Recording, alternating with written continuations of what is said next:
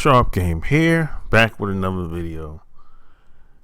And I've talked about Japan a lot for the past 15 years, being that I used to live over there and everything.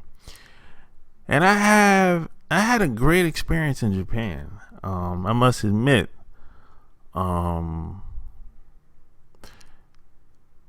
at the same time, it's been some challenges living over there. And, there's everywhere you live, there's always some pros and cons. So I talk about the good things in Japan over my past couple videos and over the past couple years of talking to people. But I have to talk about the bad stuff too. Not necessarily bad, but the cons. Things that you might not know about, but you should be aware of, especially if you're talking to women or thinking about settling down with a Japanese girl one day. So that's what I'm going to talk about in this video. Now, the thing you have to know about Japan is that, especially when it comes to people, women, is that, they have this thing that they don't really like to express themselves and say what's on their mind. For example, let's say if they work a job, right? They're not supposed to really talk about any of the issues that they might have working at the job, regardless of what happens. They just supposed to just be quiet and just don't say anything, regardless of what it might be, regardless of how outrageous it may be to you or me. And there's this thing in maybe it's in their culture, I'm not sure, but it's like they never tell you everything. They just never tell you everything about anything. I don't know. I think that's embedded within their culture, and they don't really have a mental health system in place in Japan. They don't have a Dr. Phil or Shrink or Dr. Roof. They don't really have that type of system in place in Japan.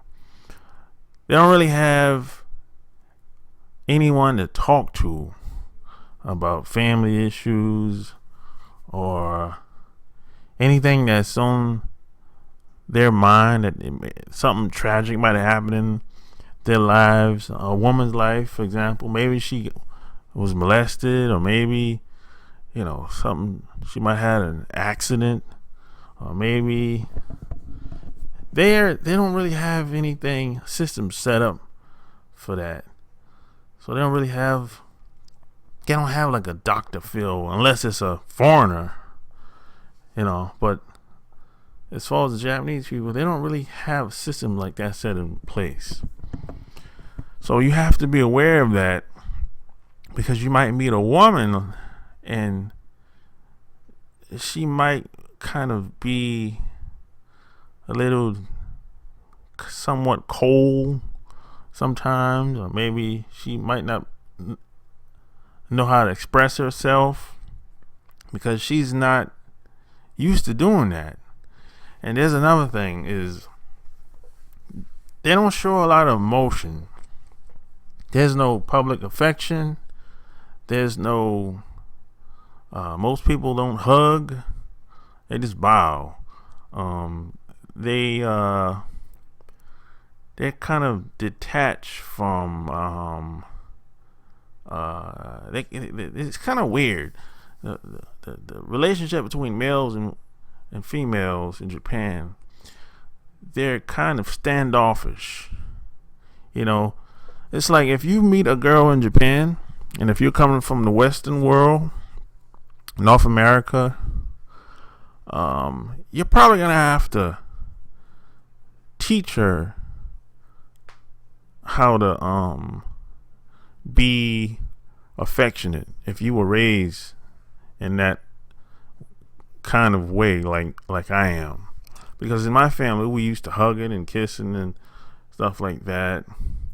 But the Japanese women, they don't do that. Japanese guys, they especially don't do that, because that's not a part of their culture, right? So those are some things you have to think about. I had to make some adjustments when I first got to Japan. And there's everything is kind of it's kind of wide open in a sense. Like, for example, you can go buy porn with little girls, like teens. It's like a fetish that they have. They have a lot of fetishes in Japan, but this one kind of disturbed me more than anything. See, you can walk into a video store in Japan and buy porno videos with young girls, because it's kind of wide open. See, in America it happens, but they hide it. You know, it's illegal in America, but in Japan it's legal. So that was kind of disturbing, you know. So they're kind of wide open with it, you know. It's just, I thought that was kind of weird, you know.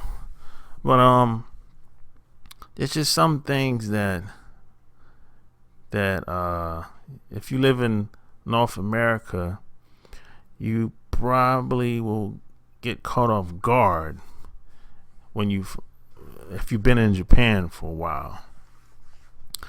And a lot of the women are kind of you know, they have a lot of stereotypes about people from America, because, you know, they look at the television and, you know, they think that what they see on television is right. So when they meet you, they might kind of assume you're supposed to be that way as well. And of course, everyone's not the same. So, you know, that's something you have to be aware of.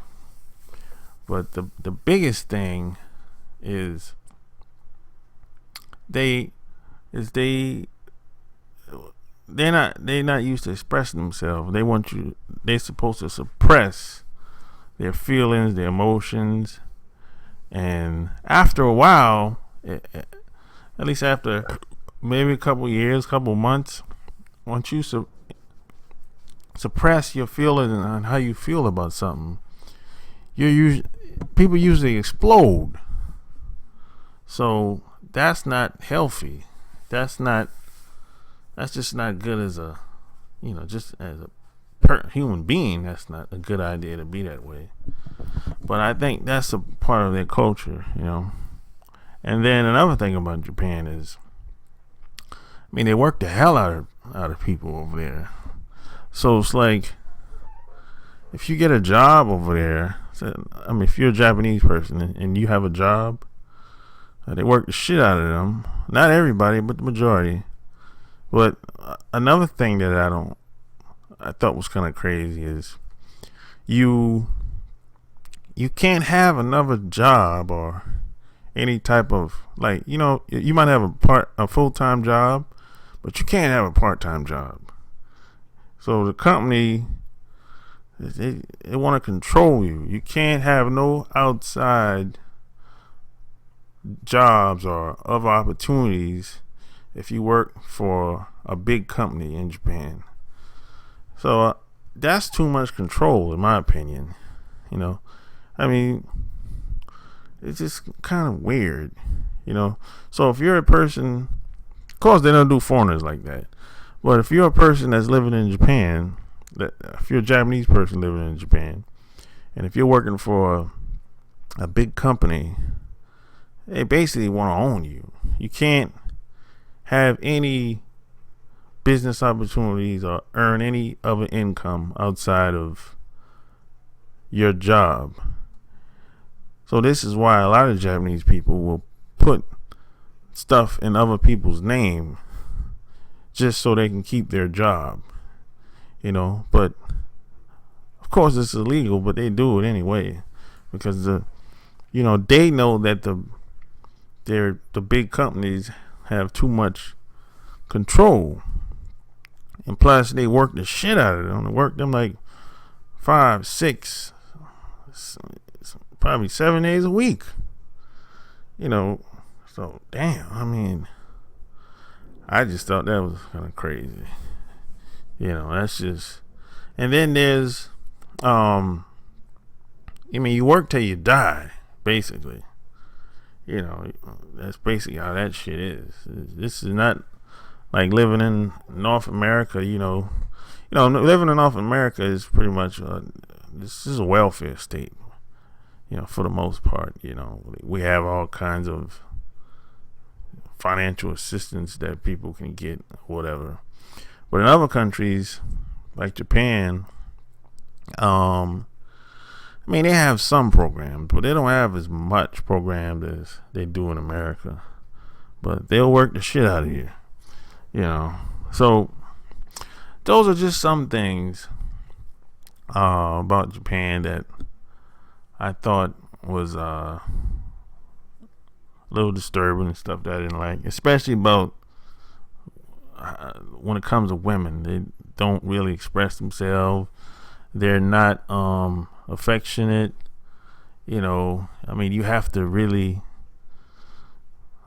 teach them how to be that way towards you if you decide to stay around her and have a long-term relationship with her or something like that.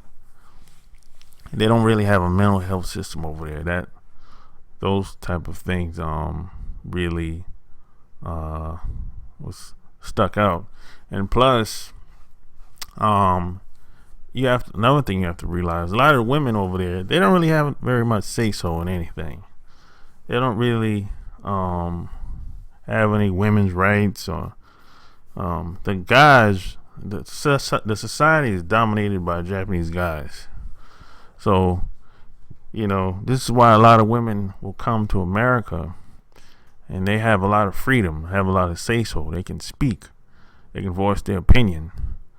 They can make decisions on their own. But in Japan, they don't have that leadway. They don't really have a lot of say so in very much of anything. Really, it's because the Japanese society is dominated by males. So when a lot of these Japanese girls come to America, don't let them fool you. They'll come to America and get all brand new, like they're some new person or something like that. So this is the reason why a lot of them want to meet foreigners after they get past the age of 30, especially because Japanese guys aren't really rocking with them past the age of 30 because they're unwanted. They're not really worth being with past the age of 30. So that's just something you should be aware of. And my motto is, if the Japanese guys don't want them, I don't want them either. But that's just me, though. You know. But if you like what you heard in this video, man, subscribe to my channel and give me a thumbs up or a thumbs down.